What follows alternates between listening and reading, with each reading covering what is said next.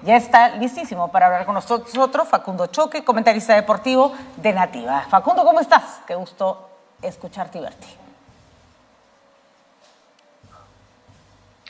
Hola Patricia, ¿qué tal? ¿Cómo estás? Buen día, ¿cómo te va? El abrazo grande para vos y para toda la gente que te sigue también. Muchas gracias, Facundo. Bueno, me imagino que para ustedes los periodistas deportivos esto es como, como la fiesta, ¿no? Suspenden todas sus actividades, no hacen más que hablar de fútbol y está muy bien, ojalá que para los periodistas que hacemos actualidad y política así lo fuera alguna vez la política, no tenemos nunca ese escenario. Cuéntanos un poco cómo van los grupos. Algunos ya están bastante perfilados, algunos tienen situaciones muy difíciles y en otros ha habido sorpresas y en otros las cosas estaban más o menos como la esperada. Primera pregunta general. ¿Qué te parece el desarrollo del Mundial hasta ahora?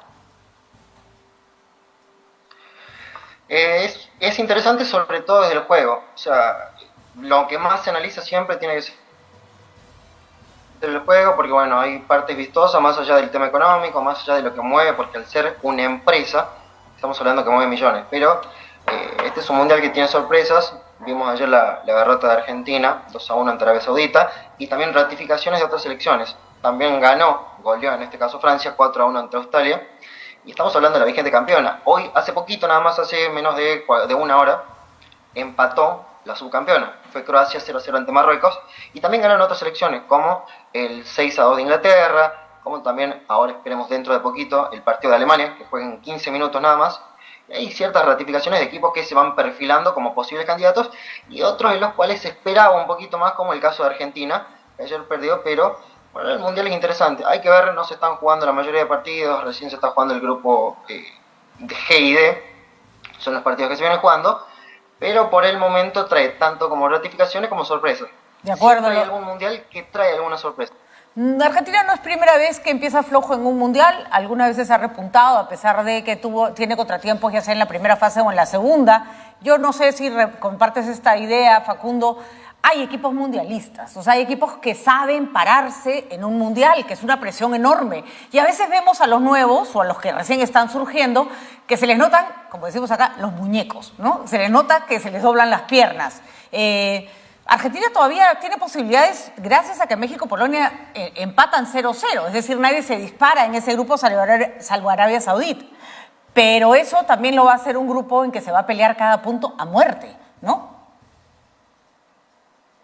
Sí, pasa. O sea, Argentina en el 90 le pasó con Camerún, que comienza perdiendo y llega a la final.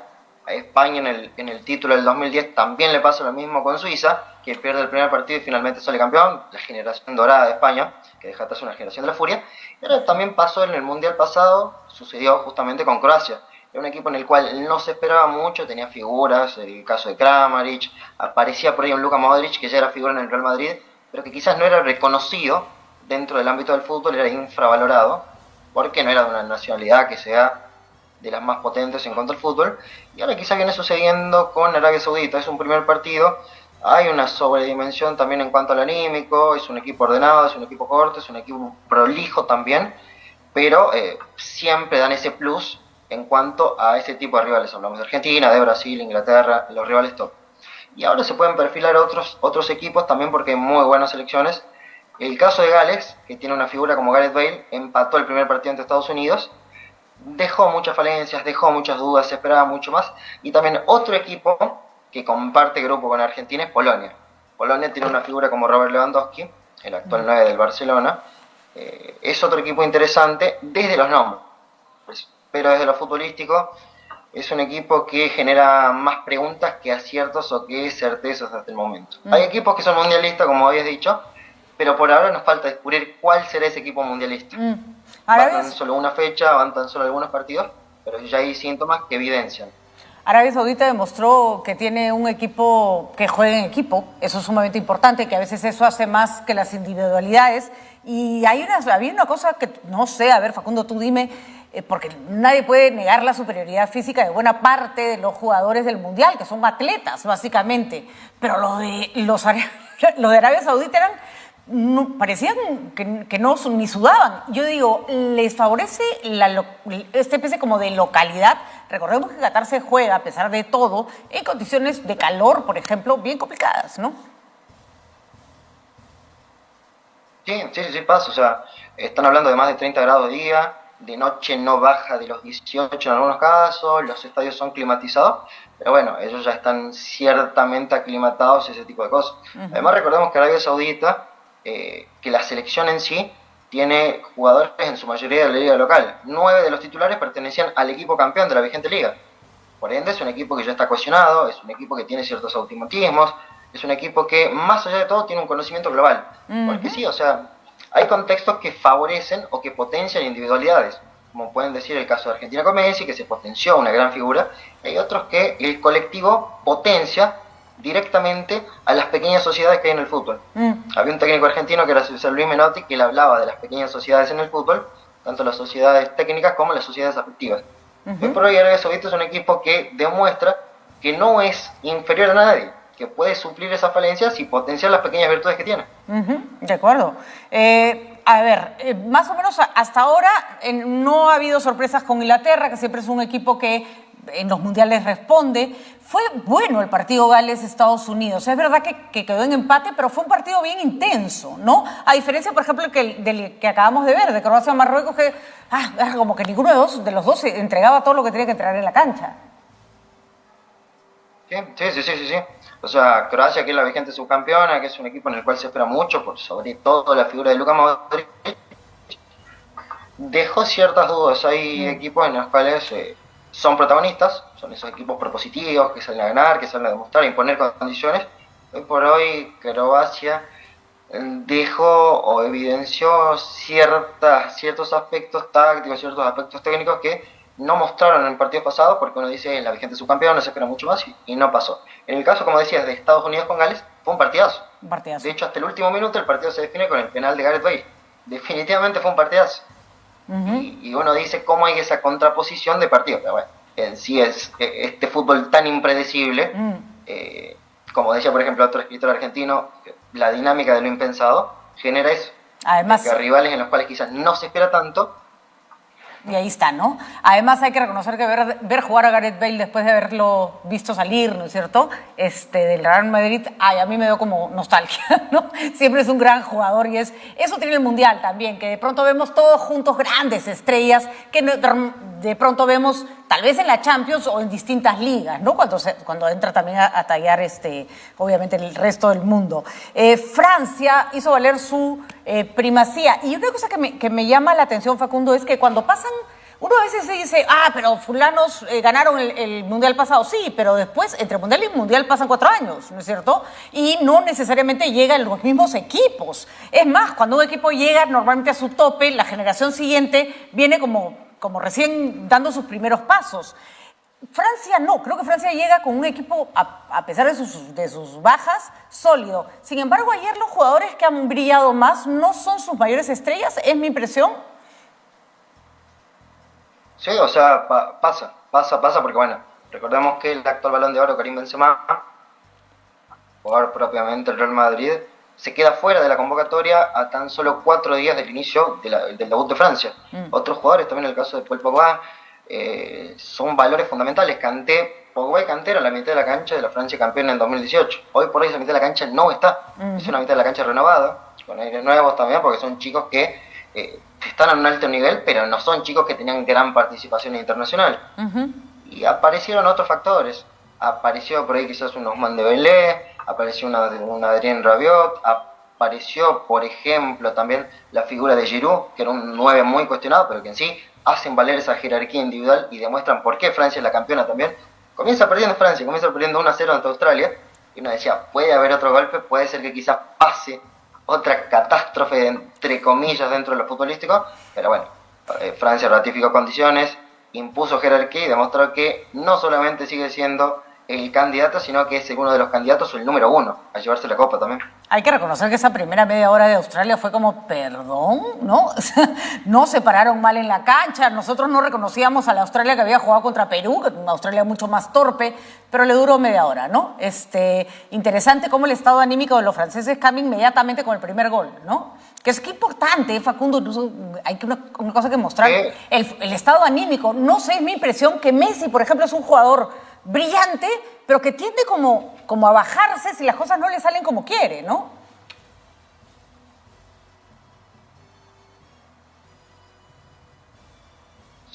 Sí, puede ser, o sea, bueno, es un tema de personalidades. Siempre se hace el paralelismo entre Messi y Cristiano Ronaldo, o el por qué uno sigue, el por qué otro no, las formas de liderazgo propiamente. El liderazgo también es muy variable, se me hace, o sea, hay Totalmente. futbolistas que te hablan adentro de la cancha, que son de verbalizar mucho, hay otros que quizás hablan con la pelota en los pies. O sea, el liderazgo para mí no tiene un rasgo unificador, no es como decir el líder es tal, tal, tal, tal, tal. Hay diferentes variedades de líderes. Puede ser que Messi sea un líder quizás más pasivo desde la rebeldía, pero quizás es mucho más activo desde lo futbolístico. Por Caso supuesto. contrario, Ronaldo, que es un tipo que te demuestra ese coraje, esa valentía, esa gana de ir, pero sí, hay un que la competitividad, definitivamente esos dos monstruos la tienen. De acuerdo, sí, totalmente de acuerdo. Son distintas, por ejemplo, a Maradona entraba a la cancha y uno sentía que entraba con él toda Argentina, ¿no? Pelé, un gran jugador hasta donde, o sea, lo he visto jugar, además he visto sus repeticiones miles de veces, y no, era un jugador mucho más parco, muy hábil, pero mucho más parco, no los hace ni mejores ni peores, ¿no? Y creo que este Mundial tiene grandes figuras, a diferencia, siempre hay un montón, pero tú dirías que en este hay muchísimas figuras sobre las que hay mucha expectativa, o es que todos nos hemos vuelto hinchas de la Champions.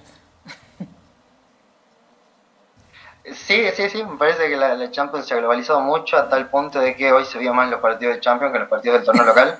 Obviamente también hay un mejor juego a nivel europeo, sin duda alguna, pero este mundial llega con bajas muy sensibles. Estamos hablando de Benzema, que es el Balón de Oro en Francia, de Sadio Mané, que es uno de las figuras también del Liverpool, no está en Senegal.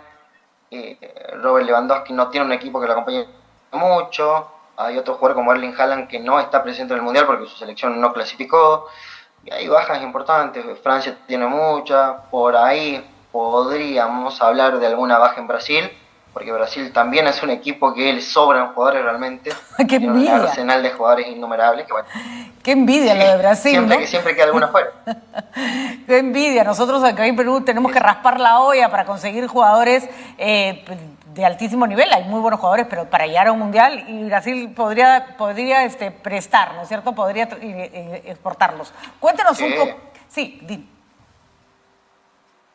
Sí, Brasil tiene para hacer 3 selecciones. De hecho, hasta previa nómina de 26, se hablaba de que Brasil tenía entre 8 y 10 delanteros convocables, todos de primer nivel. Estamos hablando de jugadores del Real Madrid, del Barcelona, del Liverpool, del Chelsea, de los principales clubes europeos, todos. Bueno, hay que Y recordar. acá de Sudamérica, si queremos poner, se queda fuera el goleador. Así es. Hay que recordar que eso es un trabajo de miles de años y Sí, trabajar. perdón. No, te decía que hay que recordar que esos son trabajos de muchos años trabajando con divisiones menores, que tanto nos falta a otros países. A ver, comentemos rapidito el partido de hoy, Marruecos-Croacia, aburridón, ¿no? España-Costa Rica, claramente favorito España, ¿no? Por lejos. Sí, ¿No? sí. Los apostadores que son los que más están sufriendo en estos días y le podrían meter a España. Si quieren asegurarse un poquito, le podrían meter a España. Alemania, ¿quién era el que decía que el fútbol era un partido que se jugaba 11 contra 11 y siempre ganaba Alemania? Esa frase siempre me ha hecho reír. Alemania ha sido durante años... Creo que era Johan Cruyff. Él, exactamente. Ha sido siempre un equipo en los mundiales que uno espera que esté por lo menos en los octavos. Le toca contra Japón. ¿Cómo llega Alemania y qué tal es Japón? Ahí fíjate que me pierdo porque no sé nada de Japón. No, Japón es un equipo en el cual siempre los equipos asiáticos se caracterizan por la dinámica, por la velocidad, por la insistencia, son equipos intensos, pero Alemania tiene no solamente la jerarquía del colectivo, sino que son esas capacidades individuales en las cuales pueden desbordar, tienen gol.